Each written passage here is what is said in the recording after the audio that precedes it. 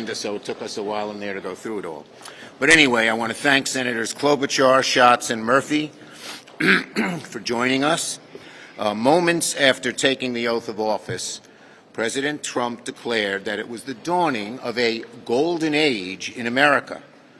But on day one of his presidency, it's clear Donald Trump's golden age is not for the working and middle class. In fact, it's a golden age for special interests, for wealthy elites, and for corporate executives of big corporations. On day one, Donald Trump signed over 150 executive orders dismantling years of progress on lowering costs for American families, on energy jobs, on lowering prescription drug prices, public health and public safety. With a flick of a pen, President Trump took steps to make it harder to enroll in health care and made Medicaid more restrictive. He even made it harder for Americans to save on prescription drugs. He made it a golden age for big pharma and big pharma executives. He cleared the way for big oil polluters and halted leasing of offshore wind farms, making it a golden age for oil company executives. Nothing that President Trump did on day one lowered grocery prices. Nothing helped Americans achieve their dream of owning a home. Nothing will help working families earn more and save more. Who exactly is Donald Trump's golden age for? Not for working Americans, and not for your family, and not for you. President Trump's golden age is one for America's biggest drug companies, who now can worry less about lowering their prices. It's a golden age for America's richest oil executives, who want nothing more than to kill clean jobs and deepen America's dependence on fossil fuels and raise the price for you at the pump. It's a golden age for America's top 1%, who want another $1 trillion tax break, paid for on the backs of working families. And sadly, it's a golden age for lawlessness and lawbreakers who were pardoned yesterday by President Trump. There is no other way to describe President Trump's pardon of January 6th offenders than un-American. It is so deeply un-American to do that, to pardon them. And let's be clear, President Trump didn't just pardon protesters. He pardoned individuals convicted of assaulting police officers. He pardoned individuals convicted of seditious conspiracy. And he pardoned those who attempted to undermine our democracy. It's a betrayal of the highest order of our Capitol Police officers who risked their lives to keep us safe. It just is so cruel to the Sitnik family who lost a police officer. When President Trump talks about a golden age, this is what he really means. Richer drug companies, more powerful oil executives, freedom from criminals who attack our police officers and attack our democracy. It ain't a golden age for you, average American, that's for sure. Amy.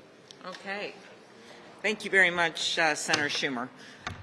When we were together last, I talked about how we as Democrats are willing to find common ground with Republicans and the administration if we're going to actually help the people they said they want to help, to bring costs down, whether it's housing, whether it's child care, whether it's health care. But we're going to stand our ground when they hurt those people. And that is exactly what is happening in this first executive order, as well as the announcement by the Ways and Means Committee over in the House for how they are going to look to pay for their tax cuts for billionaires. I'm focused today on the pharmaceutical industry. As you all know, they had a sweetheart deal for years when it came to Medicare negotiation for our seniors. And after years of trying, it was Democrats and Democrats alone that undid that deal and made sure that we got lower costs. But now in what the president has dubbed the golden age. We're seeing the goldest of the golden age getting the benefit of this. That would be pharmaceutical companies if we reverse these policies. So they've done it in two ways. One is what they've just announced over in the House of ways they want to cut things on the back of the prescription drug negotiations and some of those programs. And the second is Trump's executive order. For health care plans, he cut the Affordable Care Act enrollment period short and reversed policies that made it affordable for parents to add their kids to their health insurance. He's also making it harder for 24 million people to keep coverage year to year by revoking automatic re-enrollment in Affordable Care Act plans. For prescriptions, he ended a program encouraging Medicare prescription drug plans to offer generic drugs for a flat $2 copay for common chronic conditions. So, of course, we're going to oppose that and do everything we can to bring back competitive principles and cheaper drugs for our seniors.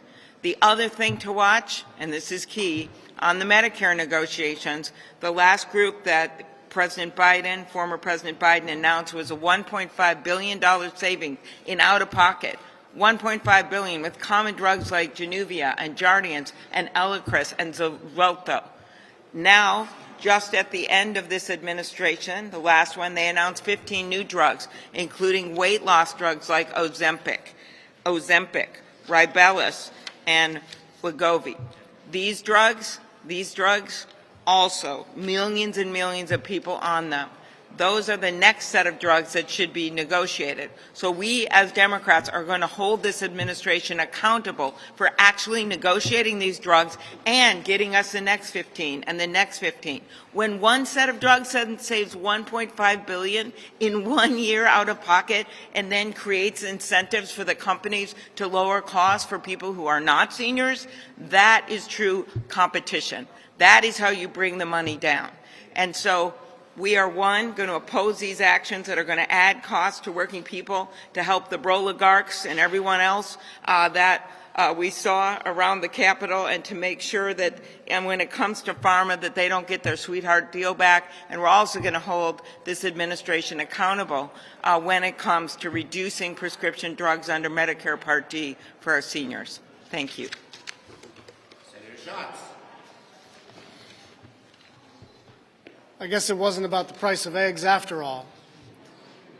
You know, anyone who's been involved in planning a wedding understands that seating arrangements are important. They are significant. They are embedded with meaning. And where you put people on the inaugural stage is a strict definition of where you think they rank. And so it wasn't a trivial thing that the wealthiest people to ever walk this planet, who control our communications platforms, were seated in front of the cabinet itself, which, by the way, has a few billionaires and 100 millionaires, but not as wealthy as the people in front, with proximity to power.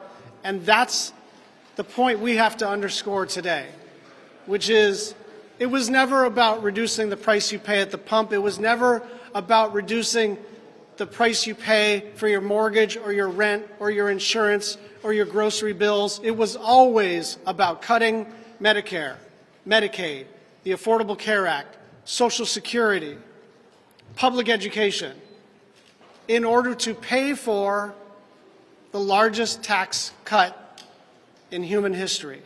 That's what this is. They are ripping you off.